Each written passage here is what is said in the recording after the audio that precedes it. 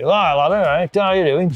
Comes in, gets up. So you got a spanner, you'll be all right. Training? No, none of that. As soon as he took the check off me, I just need to terminate the existing dealer. Brutal. Absolutely brutal.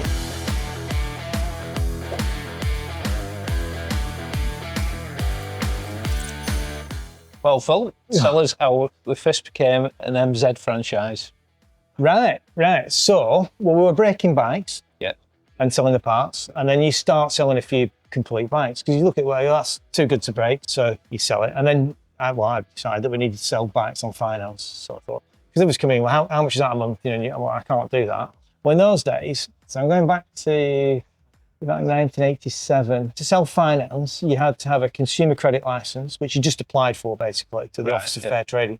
Paid you 20 quid or whatever it was, and they sent you a license. Anybody can get one of them basically. And you then speak to a finance company, and then I spoke to several finance companies, and Lloyd's, that was RIGP then, it wasn't Lloyd's, but that was, and RIGP stood for Rally Industries Graduated Payments. So it was a throwback from the push bike, HP. They were the players, they were really the only players. They wouldn't deal with you unless you had a franchise. We were in Accrington, and there was Keith Dixon's, Clark's, and they all had all the major brands, all the major Japanese brands were tied up.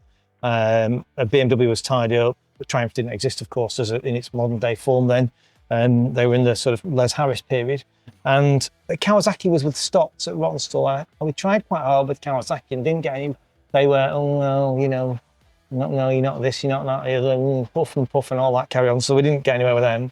So I thought, well, now we're going further and further down the pecking order. I thought, well, MZs were quite reasonable in the registration numbers at the time. They were very good, actually. They're the top selling 250cc.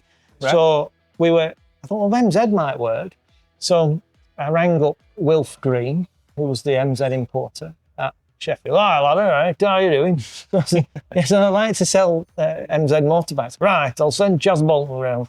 So Julie, Chaz Bolton comes round. So Chaz Bolton's a guy from over the Wirral way, and flat cap on, little fella, quite dapper, little attaché case, comes in, gets up, and so I believe you want to be an MZ dealer. I said, yeah, that's what I want. Yeah, I want to be an MZ dealer. Right, so you need 250cc, so a drum brake and a disc brake 250.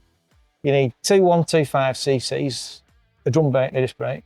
He said you need two Simpson 50 mopeds, which is an off-road and an on-road, and that's the minimum standard. Workshop tooling, no, I just need a big hammer. None of that, not like now, none of that. So you've got a spanner, you'll be all right. Training, no, none of that, nothing, just there's your bike, you crack on. He said, so there was no terms, nothing was on terms, you had to pay for them. So he said, so you need to give me a check for, and I can't remember the amount, but it might have been something like £5,000 or something with the back. It was about that sort of figure, I think. So you need to give me a check, £5,000, and then you become a dealer. So I went in the back, got checkbook out, diligently wrote the checkouts. Right, there you go, there's the check. Check will clear, and you become a dealer. Oh, so just as soon as he took the check off me, he's got a check off me, he says, just one thing. So right, he said, I just need to terminate the existing dealer. You're joking. So I'm like, what? I didn't even know there was a dealer in Accrington. It turned out that Keith Dixon was the dealer, but I didn't know. Give away. So I never knew he sold them. Yeah. But I don't think he was selling very many, obviously. Yeah. So because nobody knew. So he went down to Keith Dixon, who probably wasn't that bothered that he terminated him. He went, no, so he said, give me 10 minutes, I'll be back. So he clears off to Keith Dixon, obviously went, you're finished, pal. But he didn't do it till he got his check. Well, he had to be sure, didn't he? This is how manufacturing is clever. Then he came back in. Right, yeah, you're MZ dealer. Sign here. Julie, the next week, the 6 bikes arrived on a transporter, and that was it. We were MZ dealer. Wow. That's how simple it was. There was just none of this. There's a contract. There was, Simple.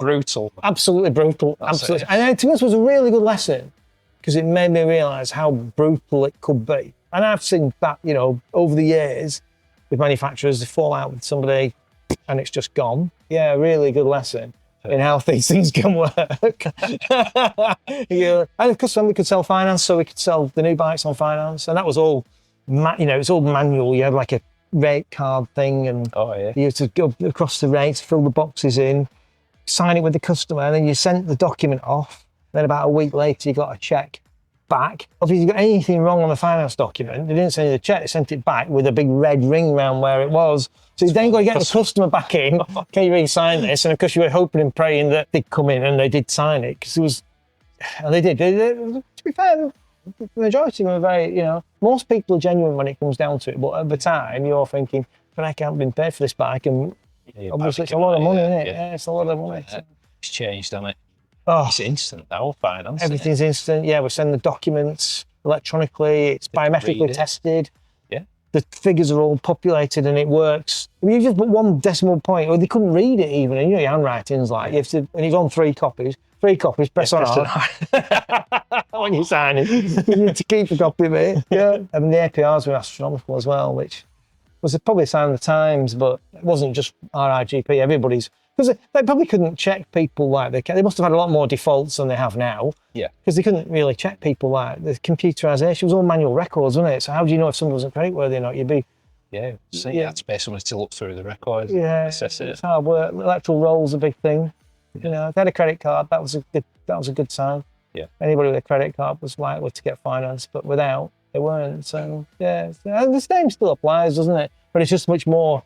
People can look at their own credit score now. Oh yeah, yeah. You have to have credit to get credit, don't you? Yeah, if you haven't got any score, if you haven't got any history, you don't get any credit. You don't get anything. It's weird, isn't it? Yeah.